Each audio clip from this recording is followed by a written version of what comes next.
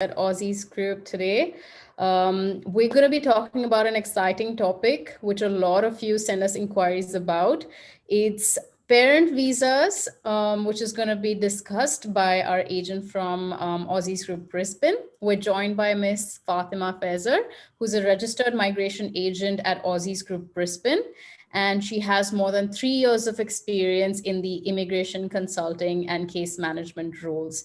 As an organized and skilled worker, she believes in empowering the potential migrants with the right guidance and information that makes a difference in their journey to settle down in Australia. She especially has a knack for handling work through complex situations, and she's been able to help various clients overcome these complexities and she has a very good success rate. So leave your questions for her in the comment section below and she'll answer them in the Q&A part of today's session. Thank you, Fatima, for joining us today, and you can take over. Thank you. So we'll go through some fine points of the parent visa. So parent visas, just to sort of touch base, for parents of Australian citizens or permanent residents or eligible New Zealand citizens. They can either be temporary or permanent parent visas. While I will go through most of the categories under there, but we'll focus mostly on 3 different subclasses.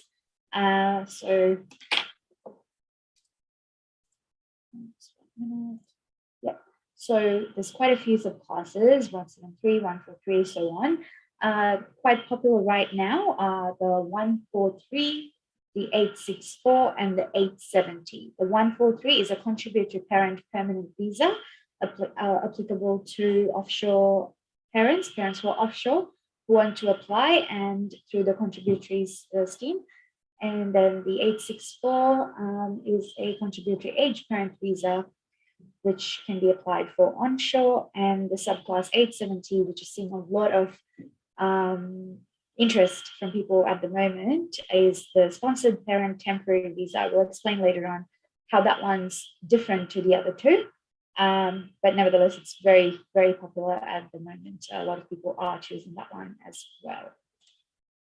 All right, so one of the major things that applies to all parent visas, with the exception of the 870, is a balance of family test, which is a pitfall for a lot of families looking at the who want to apply for the parent visa. And that was sort of why the 870 was later on introduced. So with this one, basically, for any parent to be able to be eligible for a parent visa, at least half their children and eligible stepchildren need to be Australian citizens or permanent residents. So for example, let's say you're just 2 siblings. One is in Australia, one is overseas in the UK. A citizen of the UK, that parent will be eligible. But for instance, if you were 3 siblings and one is in Australia and 2 are citizens of the UK, that parent is not eligible because 50% or more of their family or of their children are not in Australia. So this cannot be waived. The balance of family test is something that that there's no exemption, that there's no waiver around it. There's no requesting a waiver of it at any given any reason. To give another example of it is, let's say you have 4 children. 2, one lives in Australia, one lives in the UK, one lives in India, and then one lives in the US. Still not eligible, even though any other country doesn't have more children living there either. So 50% or more is what we need to remember. So eligible children. So they have to be an Australian citizen, like I mentioned, or an Australian permanent resident who is usually resident in Australia. What that translates to is basically they have to have lived here for at least 2+ years. And show that they're settled here. So they have a steady job here, they have a permanent address here, and if they have family of their own, like wife or de facto partner or children, they're all in Australia as well, so show that they're a settled person in Australia. And an eligible New Zealand citizen, same thing applies, who's also usually resident in Australia. Okay, so to just touch base on some of the other visas, some of the other categories of the parent visa, the 143, subclass 143 is a parent visa offshore that can be applied from offshore. It's a non-contributory visa.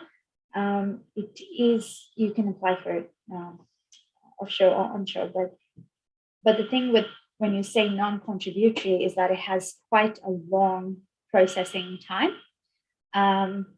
I personally have not applied for one of these, and even if I have, I think I would be waiting about 30 years to hear back on a decision on it. So it's not something that a lot of people choose, but it is there. 804, the age parent non-contributory visa, so sort of the equivalent of the 103 but onshore. Similar sort of condition or requirements.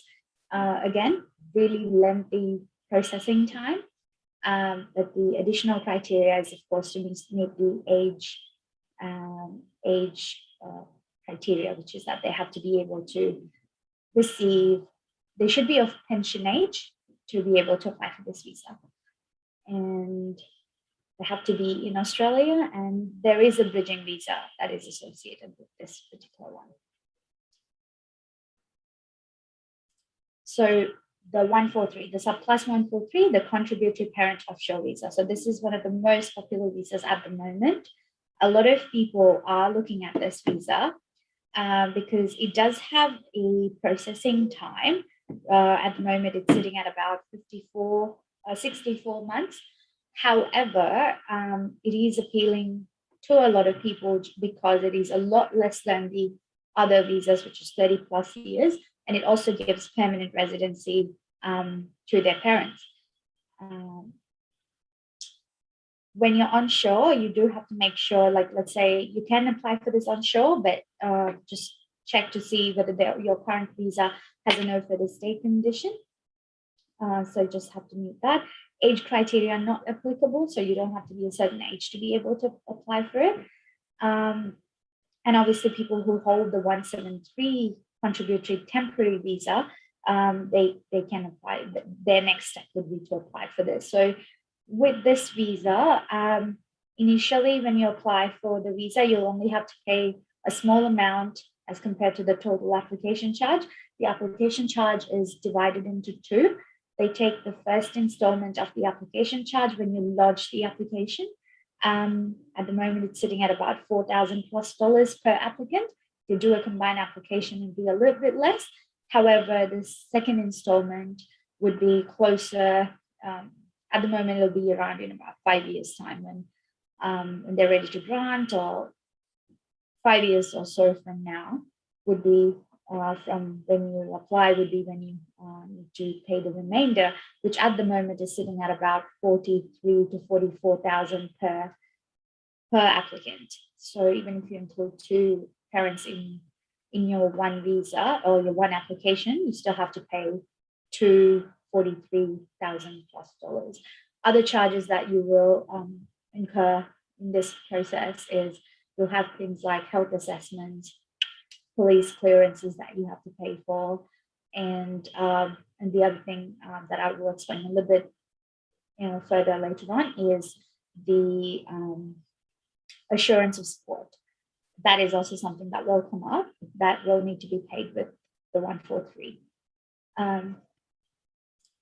So the 173 contributory parent temporary visa. So this can be lodged offshore.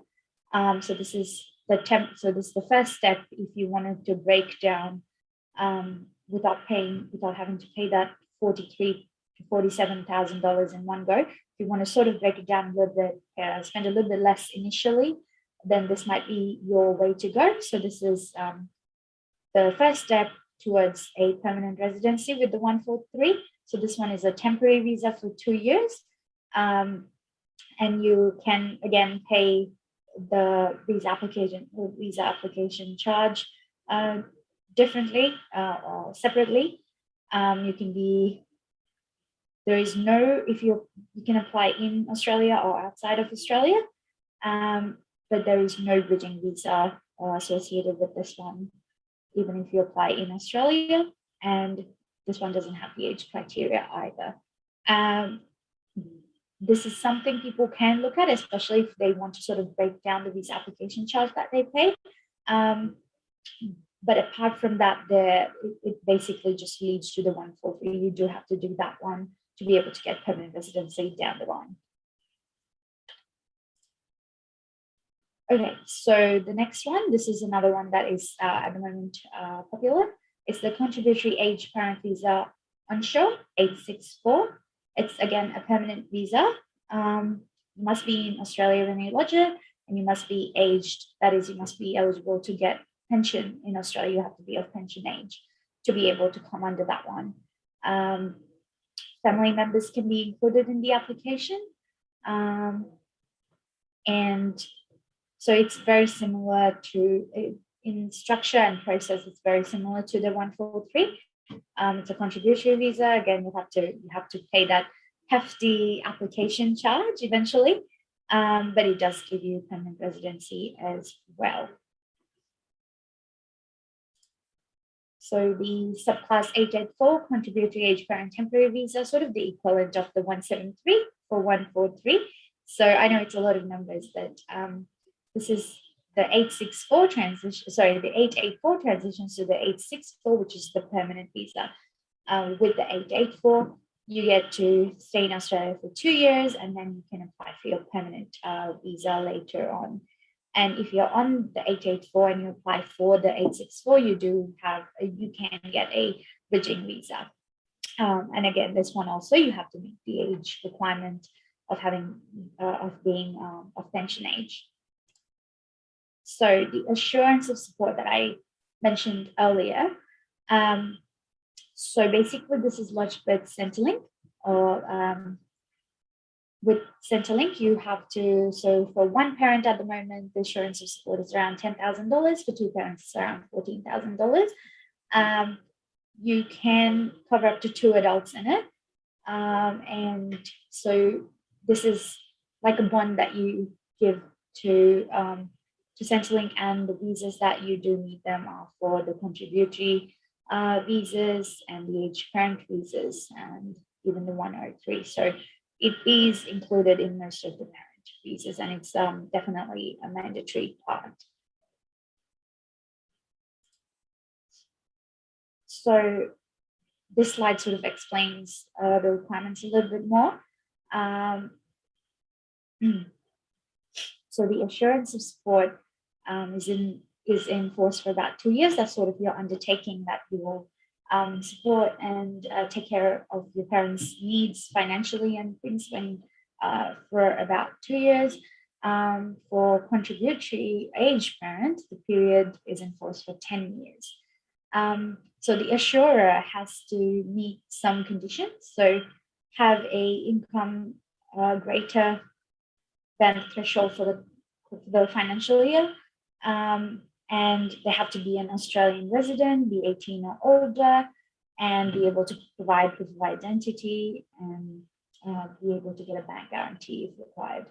So with the assurance of support, the department will usually tell us when that is needed. So it's not needed before we lodge the application. That is something that they will request later on. And then when they do, we should be able to get that sorted. So finally, so the last visa that I wanted to discuss was this one, the 870. It's a sponsored parent temporary visa. And this one is quite popular as well because of, like I said before, for families especially that cannot meet the balance of family test. So for all those children who have, or for all those parents who have adult children all over the globe, and 50% or more of their children are not Australian citizens or permanent residents. So out of their 4 children, only one's an Australian citizen. This is designed for those parents. So this is in a sense, it's like a extended tourist visa, but you don't have to leave the country and come back or anything like that. That provision is not there. You can either get it for 3 or 5 years, depending how much you pay initially and which one you apply for. You can stay on this visa totally for 10 years. So if you get the 5-year one, you can renew it one more time and you can spend a total of 10 years in Australia. So they sort of starts when you decide which one you want to go with. Do you want the 3 years or do you want the 5 years? Other charges that are associated would again be health assessments, possible police checks and things like that you may need to consider. The other thing is that the eligible child needs to have spent around 4 years in Australia, so settled and having lived here for about 4 years. So that's sort of the criteria that applies here. This is done a little bit different to the other parent visas in the sense of it's firstly we have to do a sponsorship, and the sponsorship has to be approved. And then after the sponsorship is approved is when you can apply for the visa, as compared to the other parent visas where the sponsorship and the parent visa are both lodged together. Whereas this one, you apply for the sponsorship is granted, then you can apply for the actual parent visa. There are some sponsorship requirements for this one. The main one being that they have to have a household income. You can have up to 2 to 3 people's income from the household combined to make 83,454.80. That is one thing that they have to meet, and lived in Australia for at least, settled in Australia for at least 4 years, be 18 or over, and there is a sponsorship fee as well of $420. You can sponsor up to 2 parents in this one. So that's the gist of it, of going through the different visas. I have some time to take questions. I'm just going to look at the questions and get back to you really quickly. So thank you for joining us today.